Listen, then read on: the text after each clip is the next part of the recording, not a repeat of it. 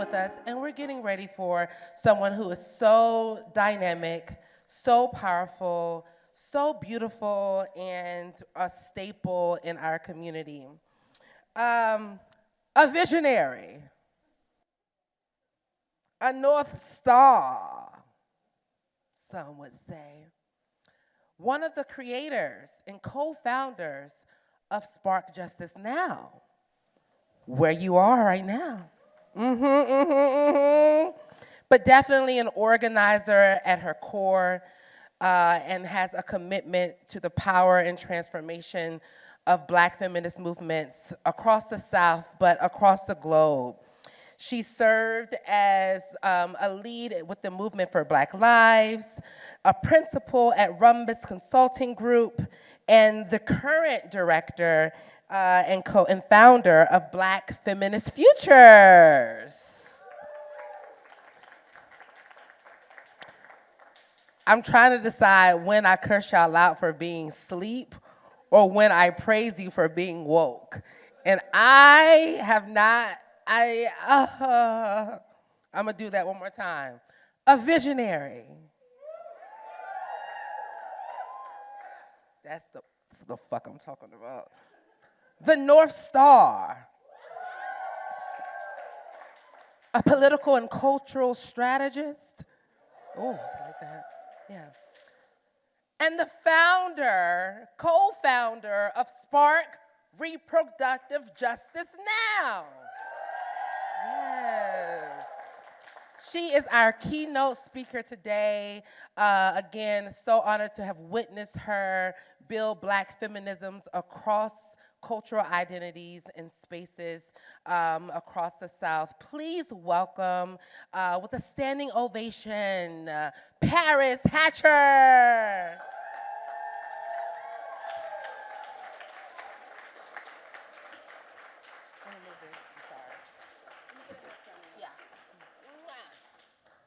Well, thank you for that fantastic introduction, Tony Michelle. I'm truly a reflection of you. Yeah, for sure. Hey y'all, hey y'all, hey y'all. I know it's late on a Saturday. I love to get the energy back, so I hope y'all can rock with me this Saturday. Y'all gonna rock with me? Okay, so I'm glad that y'all are here so we can be in conversation. And I want to say how amazing it is to be at Justice Now. I thank y'all so much for having me, for Crystal for thinking of me. As Tony Michelle mentioned, I'm Paris Hatcher. My pronouns are she, her, hers. I am the founder and ED of Black Feminist Future and one of the co-founders and founding ED of Spark. And in a couple years, Spark is about to be 20 years old. I cannot believe that. And y'all are a testament to what Spark is doing and building. I'm grateful that we are here together today, especially as we are navigating post-election realities. We're living in the time of multiple genocides, and knowing that our safety as queer and trans people, Black people, immigrants, on and on and on, are in peril. But I believe, and what I know is that we can be a balm for each other. I deeply believe that, and spaces like this have been a healing balm for me.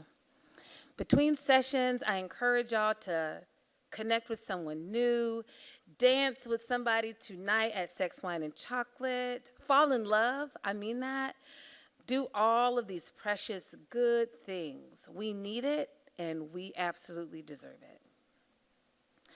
When preparing for these remarks, which I'm calling on being anchored, I thought about my journey, this life commitment to being on purpose and of purpose to the liberation of our people. For Black women, girls, and gender-expansive folks, for queer and trans people, for people of the South, right here, and of the global South. A life of love and struggle. A life of overwhelming losses, I think y'all know about that, and those yet far and few between wins. A commitment to community and transformation, a commitment to the we. When thinking about this commitment to the we that I hold, and I think all of y'all hold, I wanted to share some lessons that might be helpful to you as you might be, like many of us, might be in a time of doubt, fear, and uncertainty. What I have found for me, that in order to keep my commitment and my faith, my energy and belief that we will in fact win, it has required three things of me. That it required that I be, let's try out my clicker, see if it works. Is that right? Okay, am I going the wrong way? Green! Yay! Okay, green. All right. That I be ideologically anchored, that I be principally anchored, and that I be community anchored. And that's what I'm going to be talking with y'all today. But before I share my remarks on the importance of being anchored, I'd like to share a personal story that feels really appropriate for this time and this space. I very rarely cite men in the work that I do, and Frantz Fanon came to mind when I was thinking about preparation of what I wanted to share with y'all today. Frantz Fanon offers this quote: "Each generation must, out of relative obscurity, discover its mission, fulfill it, or betray it." When I started to think about this, I started to look for a picture.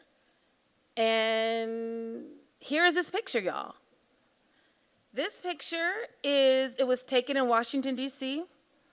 It was the March for Women's Lives in 2004.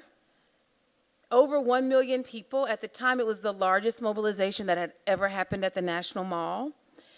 Had mobilized to say no to George W. Bush and his attacks on women, to say no to the U.S. invasion in Afghanistan, to say no to the global gag rule, to say no of Republicans being able to take over the Supreme Court, to say no to attacks on abortion care. Does this sound familiar, anybody? 2004, 2024. As for me, you can see me. I have on this maroon top. I'm like a baby in the back. I was a 24-year-old grad student at Clark Atlanta. Yeah, all right. I was new to Atlanta. I had been organizing a bit. I'm from Greensboro, North Carolina. That is a part of my, all right, shout out to Greensboro. That has really shaped my organizing path and journey. I got on that bus with my best friend, Jamara Amani, that many of y'all know from birth justice work, and students from Spelman. We rode on that bus from Atlanta to D.C. This bus was organized by Moya Bailey, who I think many of y'all know coined the term misogynoir, right? Moya Bailey was the president of the feminist majority chapter at Spelman. I got on that bus because I was searching and was in deep desire to live into what Fanon asked us to do, to fulfill our mission or to betray it. The march was transformative for me and for so many others. I left that march, like other folks, like Latasha Mays, who's one of the founders of New Voices for Reproductive Justice, with the assignment to make RJ real. Because at the time, it wasn't like it is now. We had steps that said women of color taking steps. We marched behind a big banner that said women of color, but there was a nascent framework that had been started in '94, but there was not a movement. So I left with this assignment to make RJ real. No one told us to do it. No one gave us money to do it. And we knew that the movement as we saw it had to be different. It needed to be a movement for Black folks, for queer and trans people, for immigrants, for folks who were locked up, for young people, and on and on. In what felt like an impossible time, on the heels of a terrible election and mass uncertainty for those of us who would live at the intersection of many oppressions, we built something. We built an ecosystem of Black RJ organizations that now span across the country. I share this with y'all because what now can feel like hopelessness, we will look back 20 years from this very moment and be in wonder and awe from what we have built. I deeply believe that. We will be able to build, though, only if we are clear about our mission. So my question to each one of you, there's going to be several of these questions. What is your mission, and are you fulfilling it? So let's talk about being ideologically anchored. I took a break from RJ because I was really hungry for an ideological anchor. What do I mean? So when I entered the movement in 2004, there wasn't a strong articulation of our ideological anchor in the movement. Yes, we talked about oppression, and namely racism, but mostly about how much money the large national white orgs got and how much we didn't get. We did talk about class, but it was mostly about the cost of services or HIDE, and we rarely, if ever, talked about patriarchy. With a strong ideological anchor that provides a systemic analysis of power and oppression, we will never get to the root. Therefore, we will never truly remedy the problem. We will offer Band-Aids when we need surgery or a filling when we need a root canal. So I'm talking about ideological anchors, but what is an ideology? An ideology is a set of beliefs, and ideas that aspire both to explain the world and to change it. An example of some ideologies that y'all might be familiar with, because you might be like, some of y'all might already be familiar, but, what are these ideologies that are everywhere? White supremacy, Marxism, capitalism, black feminisms. They're not all negative. I like to think that an ideology can help you answer some important questions. So some of the questions a political ideology can help you answer are, who has power? What is power? Why do they have power? How can we build power? So I'm going to use the example of capitalism, of what I mean when saying that they can answer some questions. Ideology can help answer some questions. So on its face, the simplest definition of capitalism is that it is an economic system. But I think that ideology answers some of these questions, right? So who has power? The billionaire owning class, the 1%, right? We can agree with that? Yeah? What is power? Capitalism think that the ability to control people, resources, supply, and demand is what power is. Why do they have power? Through centuries of exploitation, extraction, and violence. How can we build power? By creating an economic system that is centered on the wellness of people and the planet. Does this make sense when I say this is what an ideology is and the questions that it helps to answer? Y'all still with me? Okay. I need to know you're with me. So from my vantage, it's impossible to do system shifting work without an ideology to anchor you.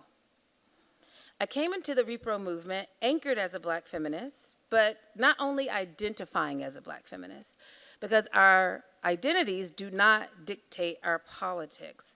Hence why we have black Trump supporters, right? Is that our identities are not destiny. It does not mean that you will all of a sudden be this other thing. You actually have to work and strive to define your politics and ideology. Y'all with me? It was clear to me that RJ is a framework and that it is the ideological baby of black feminisms, right? So black feminism's the mama, RJ, framework, baby. And that in order to do the necessary systems work of ending reproductive violence and oppression, because that's what we're trying to do, y'all, right? We're not just trying to get access to a service. We're trying to end reproductive violence and oppression. We need to use the anchor of black feminisms to answer the key questions about power, and in particular, how are we building the power we need for our people?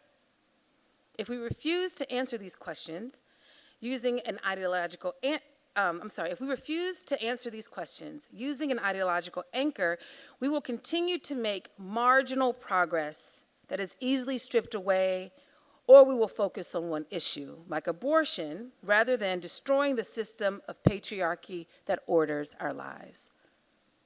Y'all with me? So I'm going to tell you a little bit about this anchor of Black feminisms. I offer this definition. It's lengthy, and we could spend a whole keynote just talking about this definition that Black Feminist Future has of Black feminisms. We define it as an ever-expanding blueprint and ideology that helps Black people, and I would say all people, understand ourselves, our communities, and our world. Black feminisms allows us to examine, explain, and navigate the relationships that exist between systems of power, in particular, the intersections of race, gender, class, sexuality, ability, and beyond, while centering ourselves in the process. All right, let's let that sink in.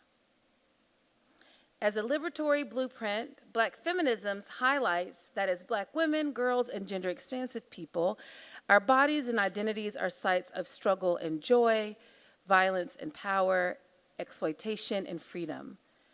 When applied in our lives, communities, and within our organizations and movements, Black feminisms offers limitless possibilities for our collective liberation. Simply put, Black feminisms gets us free. So again, big definition, really juicy, not all, well, I would suggest that, yes, you should be able to have some rationale around your ideology, right? This is when we talk about the importance of study in our movements, that we are grounded or we're anchored in something. At Black Feminist Future, we created this tool called Fractals, an organizing and movement building tool. You can find it by going to fractals.blackfeministfuture.org. It highlights what an ideology can do. An ideology can provide you with an identity. People will say, I'm a socialist, a Marxist, I'm a capitalist. There's Black capitalist. It can provide frameworks. Abolition is a Black feminist framework. Reproductive justice is a Black feminist framework. It can give you new language like intersectionality and social movements. I will invite y'all to explore this site to learn more about Black feminisms. So again, you can visit it, and it's best to visit it on a computer, not on a phone, fractals.blackfeministfuture.org. In the site, we talk about key people, key words, movements, cultural moments that have been a part of building Black feminist organizing and movement building power. I'm supposed to be able to bring it up, but I don't know if it's going to work here. If I were tech person, if I go back and you click that link, you see if it can come up?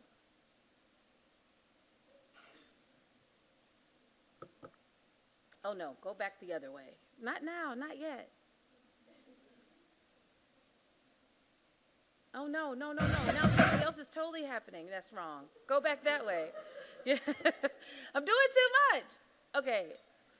It was this. Can you click this screen?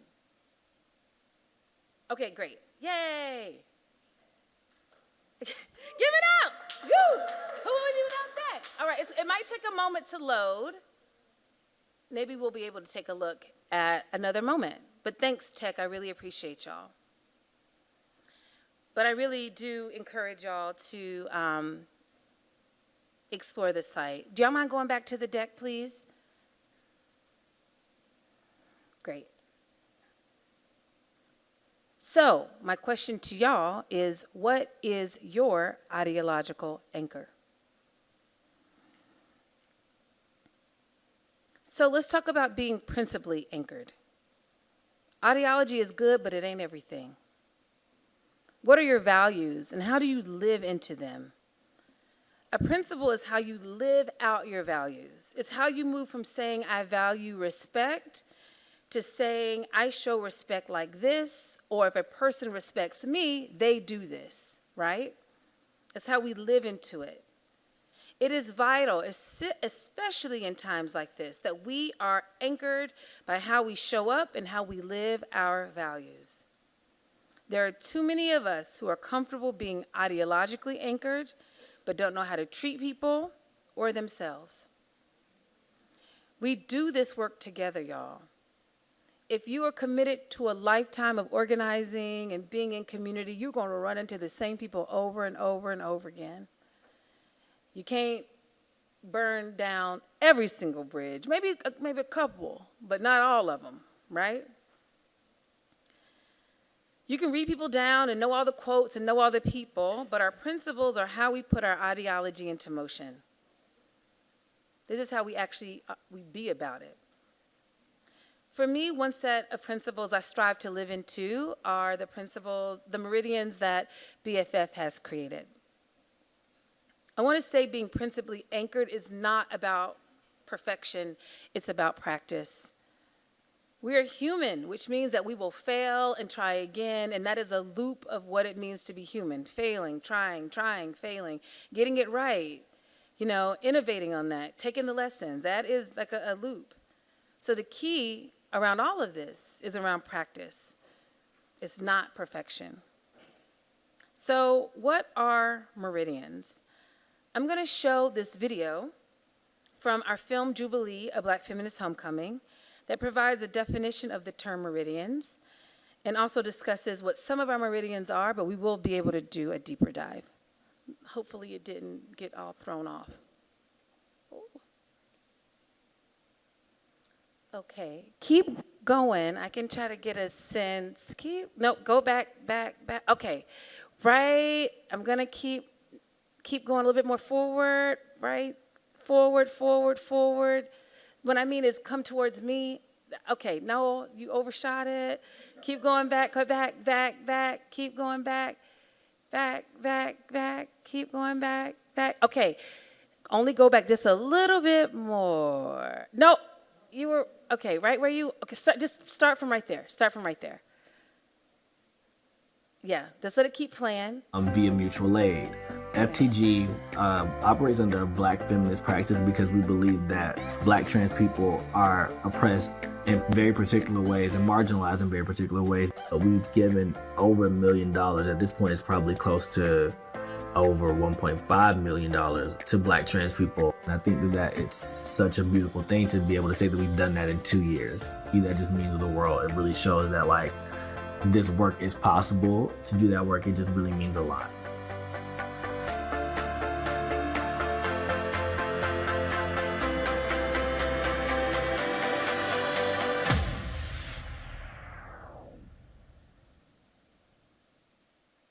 The organizations and leaders we learned about are doing such important work fighting for justice. We hope that you are inspired and want to join the fight, because together is how we fight for the world that we deserve. At this point in Jubilee, we hope we have made it clear why Black feminism is a blueprint for liberation. It is how we get free. Think of it as a journey, not a destination. A journey long traveled by those before us, and one that we continue. And what we know is that we can't get far without a strong compass to guide our path forward. At Black Feminist Future, the compass that grounds how we practice Black feminisms is called our meridians. What is a meridian? A meridian is an energetic pathway connecting constant, steady points. They show up in nature in a couple of ways. Meridians are the imaginary lines that connect the poles of our Earth that are used on maps to help us locate a place. And in indigenous medicinal practices, they show up in our bodies as energetic highways that circulate energy throughout our system. Think of them as something you can always come back to, a gut check, a reference point. Our Black feminist meridians are the same thing, principles that constantly ground our path, our purpose, and our life. We use these 8 meridians as a compass to guide our Black feminist path, and we invite you to use them as well. So let's dig into them. Here are a few. 1, Black women, girls, and gender-expansive people are inherently valuable. As we learn from Moya Bailey's definition of misogynoir, so many of the systems that uphold our societies are rooted in the exploitation and harm of Black women, girls, and gender-expansive folks. We believe that in order to uproot these systems, we must first reassert that we are valuable, each one of us.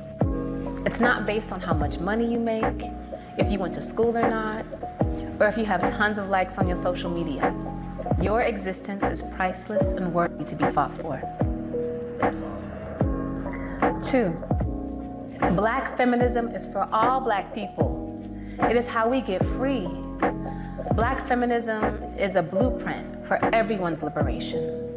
The frameworks, theories, and ideologies of Black feminisms are not exclusive to just Black women. In our journey towards freedom, it is essential that folks across the spectrum of Black identities understand that the fight for a Black feminist future is a fight for their future as well. 3, we center the most vulnerable in our work and in our solutions.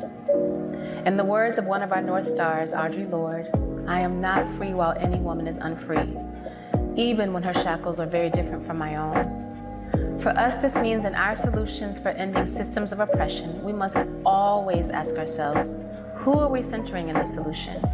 And who is being left out?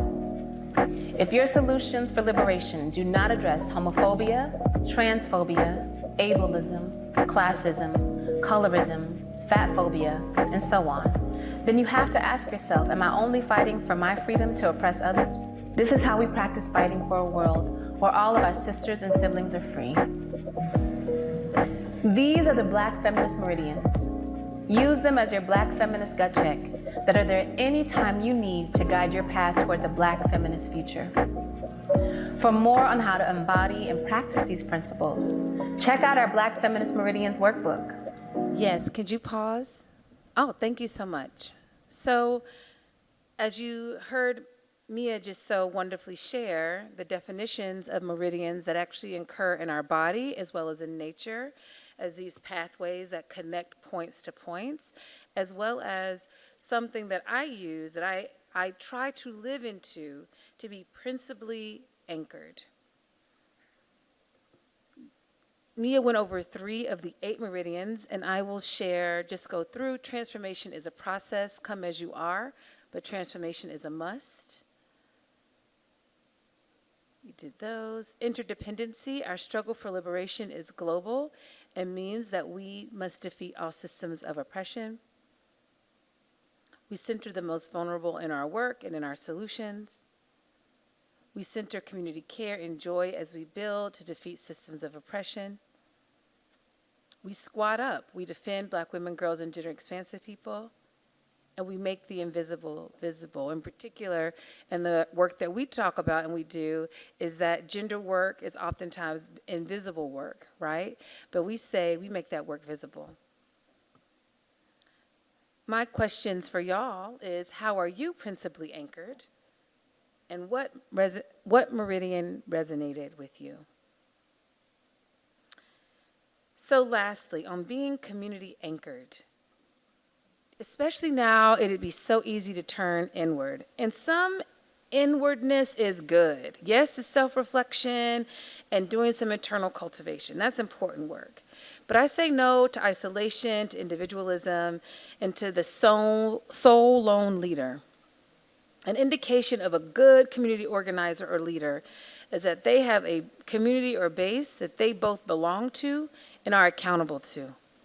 This isn't a call out, this is a call to anchor. Just as we would ask a leader, what are your ideologies? What are your principles that are guiding your work?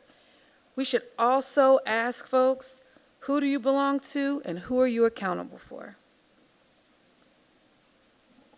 Oh, sorry, not yet.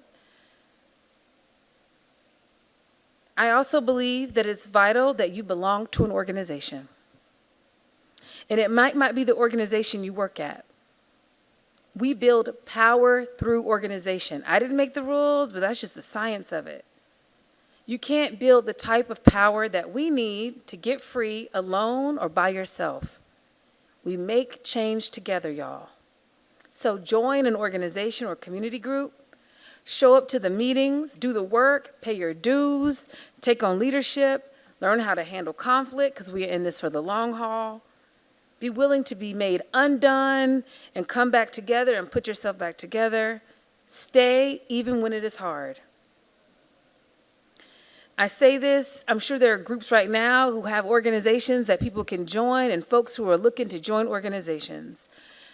At Black Feminist Future, the doors of our membership are open. If you are a Black woman, girl, gender expansive person, we welcome you. And our member sign up is right there. It's a QR code. I'm sure Spark is looking for members. There's other groups in here looking for members. Be a principally, ideologically grounded member inside of these organizations.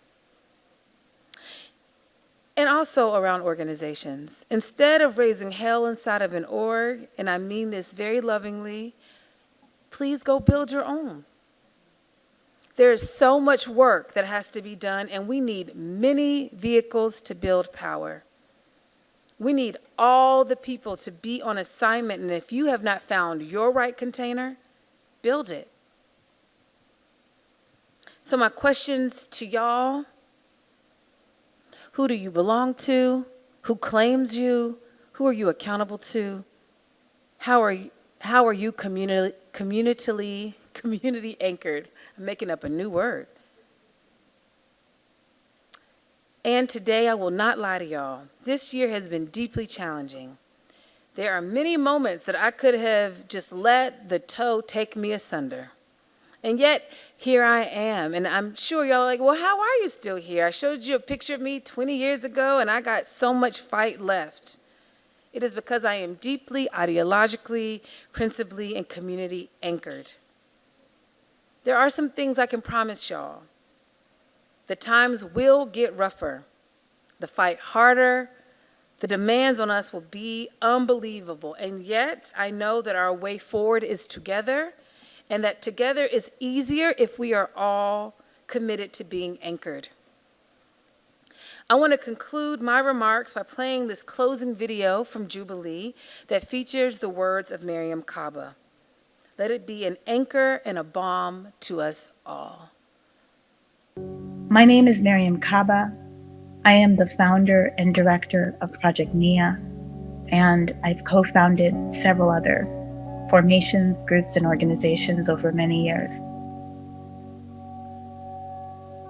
We are living in the midst of a climate crisis and a global health pandemic that continues to ravage people across the world. State violence proceeds seemingly unabated, and interpersonal violence negatively impacts many lives. People are suffering in so many ways. Looking around the world, we can be forgiven if we feel a sense of foreboding, fear, and perhaps for some, despair. But I think it's important to remember Audre Lorde's admonition that despair is a tool of our enemies. We can take some solace from the fact that there is other news too, and some of that is good news. So these are the days to commit to struggle and to fight like hell. Ella Baker said that the struggle is eternal, the tribe increases, somebody carries on. Choose to be the somebody who carries on. The key to lifelong activism and organizing, in my opinion, is to dedicate oneself daily to hope. Hope is a discipline. Hope can be a basis for action. It offers us a foundation from which to struggle for liberation. Another world is in fact possible. When we organize, we are always organizing towards a future that we will be unlikely to see. It's a future built on the hopes and the sacrifices of our ancestors, upon whose labor and love we stand. Making positive change is difficult. Uprooting oppression is the work of many lifetimes. There are setbacks mixed with some terrific highs. What's most important, though, is that we act. Alice Walker puts it well. I have learned to accept the fact that we risk disappointment, disillusionment, even despair every time we act. Every time we decide to believe the world can be better. Every time we decide to trust others to be as noble as we think they are. And that there might be years during which our grief is equal to or even greater than our hope. The alternative, however, not to act, and therefore to miss experiencing other people at their best, reaching toward their fullness, has never appealed to me. It's never appealed to me either. To transform the conditions of our oppression, we can only do what we can today, where we are, in the best way that we know how, within our capacity. As a prison industrial complex abolitionist, I am trying to prefigure the world in which I want to live. I practice abolition every day towards that end. This involves both organizing for the destruction of death-making institutions and for the creation of life-giving and affirming ones. As there is no blueprint or map for abolition, we must spend time imagining, strategizing, and practicing other futures. Audre Lorde guides us in the type of future that we should be pursuing. There is a world in which we all wish to live. That world is not attained lightly. We call it future. If, as Black feminists, we do not begin talking, thinking, feeling ourselves for its shape, we will condemn ourselves and our children to a repetition of corruption and error. Black feminism is a template for all of our liberations. Let's continue on the path of prefiguring the world in which we want to live. One that invites accountability over punishment, abundance over scarcity, interdependence over selfishness, care over violence, and love over fear. Thank you. Thanks, everybody.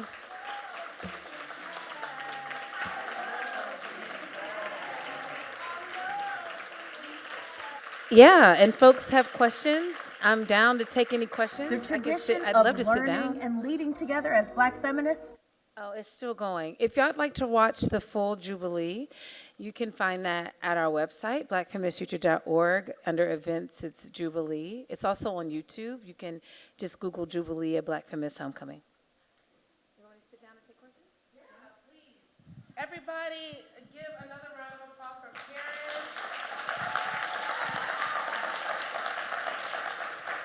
I remember the Jubilee. I think I was in it.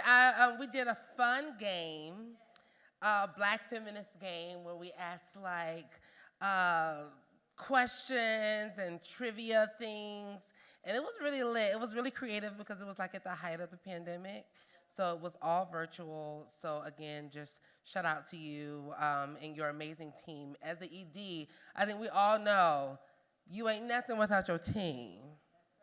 And you ain't nothing without your people. And so thank you for really honing that in your speech today. We thank you so much. We're going to open the floor up for questions, thoughts, things that stood out to you. If you were coloring, we would love to see what you were coloring. Don't be shy. Yes, please don't be shy. I asked y'all some questions, so I'd love to have y'all respond to some of those questions. Y'all, I just want to say this is Dora Cooper, the one and only motherfucking Dora Cooper's in the building. Yes. Oh my gosh. And she looks fly. Oh my gosh, that's so fun. That's good. Oh, y'all are my two favorite roommates, actually. I just thought about that. Oh, yay. Oh, so cool. You're a roommate of Dora? Yeah. Rumi was my, Dara was my roommate. Yeah. Hi. Okay, hi, everybody. Thank you for this. I just figured I'd kick it off while folks are thinking about their questions or comments. But this was so good to hear. I think I had a question around, sort of as we lean into a better practice around, living into our principles and practicing around that. I've had a theory as a former, executive director who's been targeted and all kind of things or whatever. My theory is that we're distracted, right? And my question is, as I was listening to some of the things, it's like if we're anchored, right? What should our focus be on in this moment? What would give us, and I heard you talk about hope and all the things, so I'd love to hear more about your vision and things that are coming up amongst membership, that we can sort of latch on to be a little more constructive with our energies, right? As opposed to destructive. But what's the hope? What's the vision? What are we latching on to? And what's the imagination around what's possible? Yeah, I think that we have been made busy by the distractions of, if we just focus on some of the, I gave the example around the ideological piece, like it's abortion access is like the way that we know reproductive violence will be done, but that's actually not the only way that it shows up. I think what's giving me hope is that we need to have more vehicles and different formations to do different types of work. We need a team of folks who are just thinking about the next 2 generations, 25 year, 50 year. That's all they're thinking about. Like, how do we get to the system of this? We also need folks who need to be able to do some of that more direct support services right now today. Sometimes it's not, they also need to talk to each other, right? There needs to be like some folks who are thinking more around 5 or whatever. I think oftentimes because there's not enough of our vehicles, and I know that you'll be like, wait a minute, there's not enough organizations. No, we have like billions of people on the planet. There's millions of people who live here. We need more people to be in formation and be able to communicate. But we've oftentimes had to be responsible for doing 1,000 things versus like the 1 to 2 thing that we're really great at the organizations that we're at. So I do believe something that can be hopeful is that we should see this time around deep repair and deep strategy, right? Anything that we will get right now, I don't imagine that we will get much over the next 2 years, right? I think it opens up some possibilities for, okay, so what is this deeper visioning, right? I think also, I do think that the system that we have, the 501c3 system, is also going to change too, because some of our organizations have already been targeted before this administration. I think that a lot of us may not be in the same formation as we're used to. So while that can be scary, you know, there's a lot there. I also think that could open up some possibility for us to dare and do a little bit more risk-taking, because I do think we need to be able to do that and give people the freedom to build more of the vehicles that we need. I think, and we were speaking briefly around that, and you called it something that I thought was really important. Because we do not have the power that we need to take down the systems of oppression, we find that our organizations become the site of our angst. Lateral hostility. Lateral hostility. So your organization becomes the site of like, we want to put all of our energy in like that. We will know it's transformed because my workplace is this, because that feels more doable than really taking on some of these larger systems. So I get the frustration, but we have to just be mindful around that, right? Like, oh, wow, I am noticing that I am turning up a little bit too much on this and not nearly enough in some of these other areas that actually deserve much more of our turn-up energy. I do not believe that people are made stronger or built power in desperate, terrible times. I come from enslaved Black people, right? It was not because of lack or desire or will that folks did not mass escape enslavement. It was literally a system, right? So I do not believe that terrible times is when all of a sudden, if you didn't take action when things were easy, I don't imagine you're going to all of a sudden be at the front of the protest being willing to be shot. That just actually that's never happened over time, right? If you weren't marching when the police weren't going to shoot you, I just don't see you marching when they are going to shoot you, right? So I hate that we're going to be in this really tight time that I don't really know the full ramifications of. But I do think I want us to not go straight into action. I need us to do some more strategy, some more pausing, some more reflection, because anything that happens right now is just going to be these quick fires.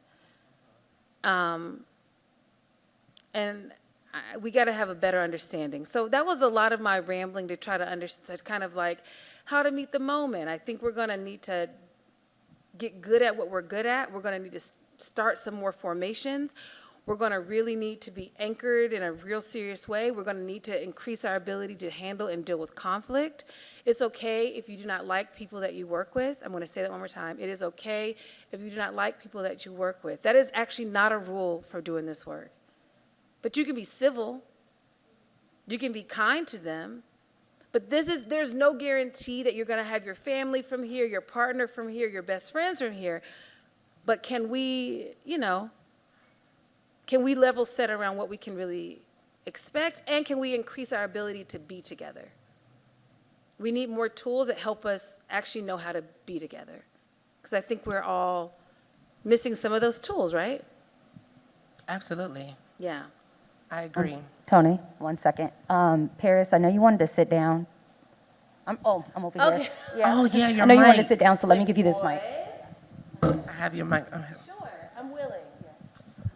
Yes. We have a question over here. Hey, Paris. Hi. I am the auntie to 4 beautiful young men, and I have centered myself more recently in the past few years in Black feminist ideology. So thank you for giving it language on being anchored. I'm wondering, how do you navigate conversations with folks who identify as cisgendered men?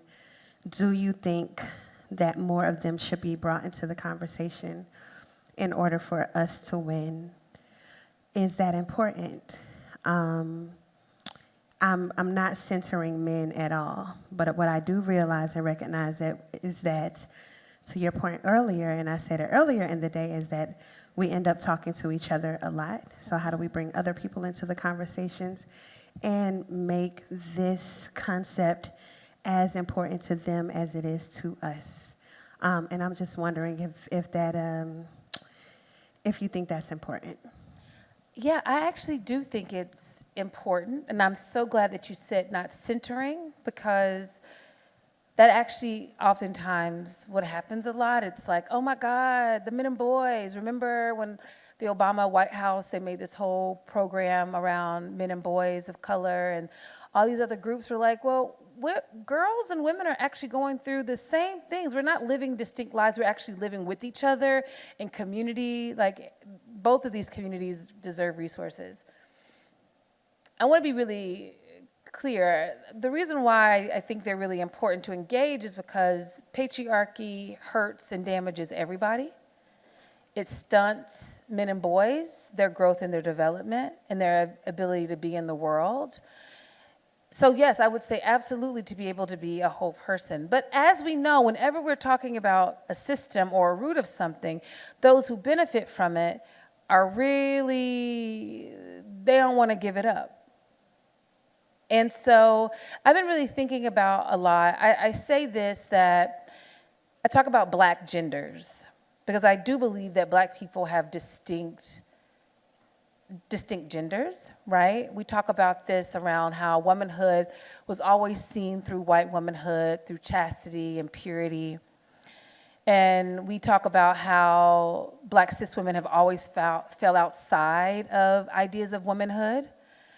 I think for Black cis men, they fall outside ideals of manhood and masculinity, because that's ascribed to whiteness and white men. I agree. I think that they should be involved, but how can it be involved where we are not doing the caretaking to make sure that they get it or understand? I think y'all know about the manosphere, right? The blue pill. Do y'all know what the manosphere? Raise your hand if y'all know what I'm talking about. Right, so it's the use of really digital spaces, YouTube, that are really just really putting out deeply patriarchal thoughts around how the world should be, very much so super conservative, very much so based on the binary, right? Wildly popular.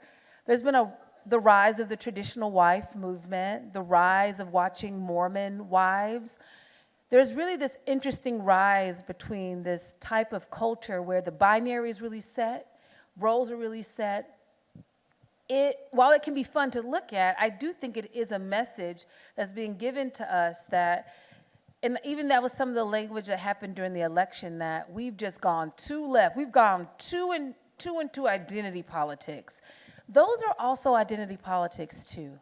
Conservatism, the Mormon, the trad wife, those are identity politics. That is a particular type of identity. In a part of Jubilee, we have this conversation where we're talking to Black cis men and masculine folks about patriarchy. How deeply Black men and masculine folks have to break up with patriarchy. And what I love about this clip, is about a 14-minute segment, is that they honestly talk about how patriarchy has upended and harmed their lives. The inability to be friends with each other, sit beside each other in a car, bathe and do basic grooming and hygiene. Now, I don't want to be general, but y'all know what I'm talking about, right? That's the type of damage that patriarchy has done. And so, yes, I think it's really important. And when I talk about the vehicles that need to be set up, there need to be more vehicles that are working with men in particular around destroying and dismantling patriarchy. Yeah. So I'm with you. I don't have a solution. I have some ideas around it, but I think that the work needs to live with I'm mindful of the care and who has to do the work. Yeah. Any other questions, y'all? Hi.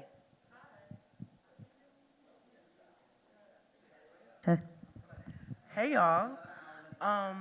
I wanted to ask you, because you said you joined this movement in 2004. With that being said, you are a young grad student. You were in the throes of this. What would you tell your younger self now, or younger people that are just now joining this movement, as to like what they should expect as they move through? Oh, that's great. I love this. Okay, so you have to be clear, is it a job or are you on an assignment? Meaning I'm committed my life to this, and if I'm on assignment, that means I'm in different formations, I'm in different organizations.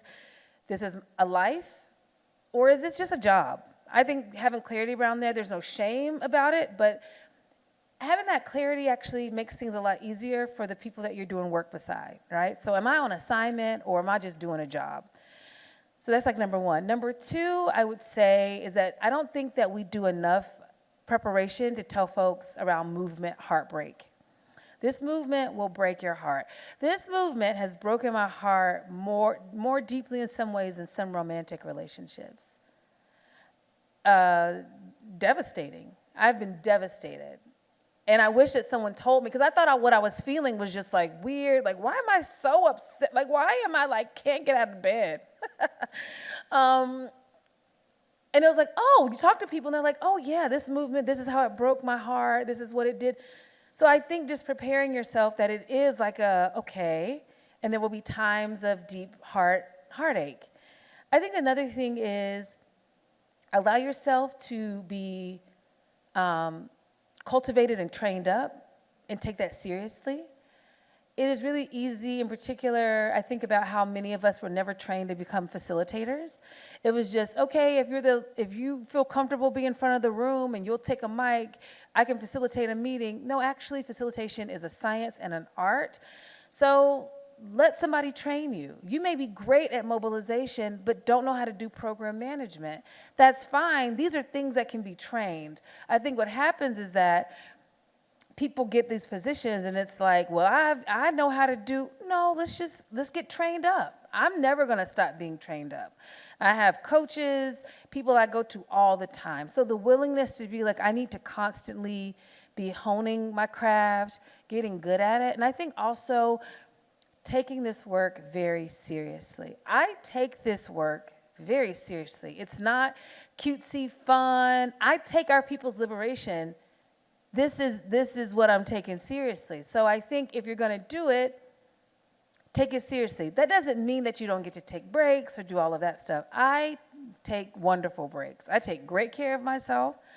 In the beginning, I didn't do so as much, but I'm taking care of me, but I'm also very serious. Just like a surgeon is serious in their craft or a lawyer is, we should see our work equally as serious as that. And I think sometimes people just think, oh, you're just, no, I'm not just that. I'm actually trying to systemically shift the conditions of my people. That is not light work. This is serious business, right? So that's what I would offer. Those are some of the things. Like, if you're going to do it, be serious about it, get trained up. This movement's going to break your heart, but you're going to be on the other side of it.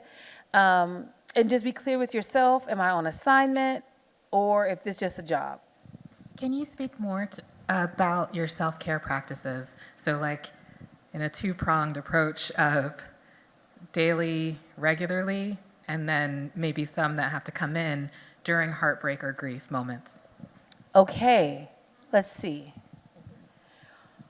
Well, I am a person who loves to physically engage my body. So I love that's for me. I like pretty intense workouts. Those are really good for me. They help me get back into that. Now, I haven't been on it recently, but I can always go back to it. I love food. Food is a big motivator for me. You want me to come someplace, promise a delicious meal. So I make sure that I nourish myself. I also know I watch TV shows that I love. Love After Lockup is my favorite show. You want to know what Paris is doing on Friday night? She's watching Love After Lockup and has no guilt, no shame about it, or the British baking show, because people like to call it guilty things. I'm not guilty. I love this, right? I need to watch other people living life. I have 2 pups that I am obsessed with. So being able to interact with them. And I think in many ways, I just have, I don't know, I find a lot of delight in life. I'm also a plant mama, so I do a lot of gardening and a lot of taking care of a lot of plants.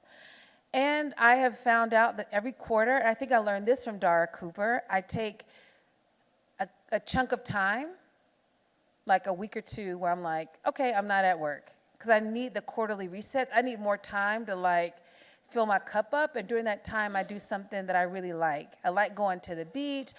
I like being near water, going for a hike. Those things are really great for me. I think doing movement break, when things are difficult, this year has been really difficult. That's a good question. I can feel when my burnout starts to get there. I don't feel the burnout, but I am doing more of this anchoring things that I'm talking about. So I am like, okay, I want to read deeper around Black feminisms. I really want to ask myself, how am I living into my principles, especially around treating people? When I move really fast, it can be really easy for me to be more focused on the result than the people. So I've learned that about myself. So, okay, let me actually do more work to tend to the relationship, right? I think I've been doing, like I've just cry. You know, sometimes that good old cry, ain't nothing like it. And it really kind of gets me back together. I don't know. I think I might be speaking like, oh yeah, but, and I'm also trying to figure things out myself. I'm still trying to figure out the things that bring me joy, delight, and all of that along the way. Yeah. And we have time for like one more? Sure, I'm totally down for that.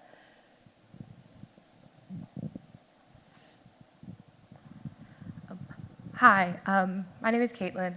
I was listening to your presentation, and I found myself in a very similar position. I'm a 24, a grad student, and I'm in this, weird space where you want to take charge and you want to do things, and you want to listen, and you want to, just do something, especially being on the brink of graduating and looking on where am I beginning the rest of my life and my career. You talked about, if you see a space or you feel like you aren't finding yourself, I guess, okay, starting being how to start, I guess, an organization or, fill a need basically. at what point in your life or after that did you start building the blocks of, Spark, Yeah. and then also Black Feminist Futures? And what did that actually look like? It feels like a big undertaking, but it's sustained itself for a long time. And being in internships and things like that, you see organizations fizzle out or have good intentions, but don't really fulfill the purpose that they need because they're trying to navigate different bureaucracies and, not really doing what they're supposed to do. So how did you make things last? How did you and your team, make things last so long? And when did that start for you, Yeah, these are great questions. I'd like to think about that. So I remember I came back from the march and I was like, you know what? We should have a local, a state-based reproductive justice organization. Okay. What I would say around Spark is that before it was Spark, I worked at an organization called Georgians for Choice, and an opportunity just presented itself for transformation within that. There's more to that, but an opportunity presented itself for us to start Spark.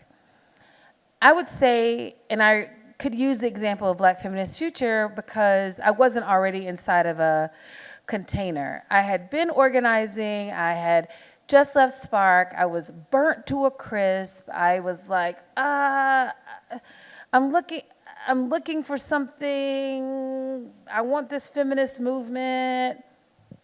And I actually started with community. I started asking folks, really using Facebook, if I were to do this, would you be interested in this? We started as visioning salons. I went around, and I had no money. I need y'all to understand this. There was no, I took the money, I was working at another organization. I took the money I got there and would be like, hey, I have friends who live in Oakland. Would y'all be willing to come to a visioning salon in Oakland to talk about your visions for a Black feminist future? I did that, and my travel would sync up with my work travel, so I would extend it a day. And I was gathering this information that just was like, yeah, people actually are interested in this. So it didn't just take off immediately. It just was like, okay, I want to test an idea. I firmly believe in that. Test it. Oftentimes we build a whole thing. No, test it first. See if there's an appetite for it. Then start testing it with folks who aren't just like your people. Is there an appetite? Would people be interested in this? Do people want this? And that's how our initial programming started. I would go, we have this facilitation for movement training. I went on Facebook and said, hey, I've noticed there's this hole in the movement around facilitation. Are people interested in that? People, literally a Google form. Hey, I've noticed that I'm interested in creating a Black feminist organizing school. What would people want to learn? Google form, filled up. People were very receptive. Actually community building, I want to give feedback, and so that is how we built. We really were in a call and response, and still are in a call and response with our members. Hey, do you see, is this thing a thing? Is this idea, is this something that y'all want? So I would encourage folks to, if you have an idea, test it. Get the information that you need back, improve the model, test it again. That it be in this call and response, and that before you build the big thing, like the website, the this, the that, you don't need all that. You don't need all that until you've gotten more folks who are like, yeah, I want this. So test your idea and see what comes up. Yeah. Beautiful. I think that was our last question. Yes. Beautiful. Let's give a round of applause. Thank you, Paris. Thank you. Such an incredible job. I love this piece around call and response. I'm a call and response kind of girl, and we thank you for support. I keep tripping over this. And we thank you for creating, and co-creating this movement to really spark justice now. When I say spark justice, you say now, spark justice, spark justice. When I say spark justice, you say now, spark justice, spark justice. Yes, thank you.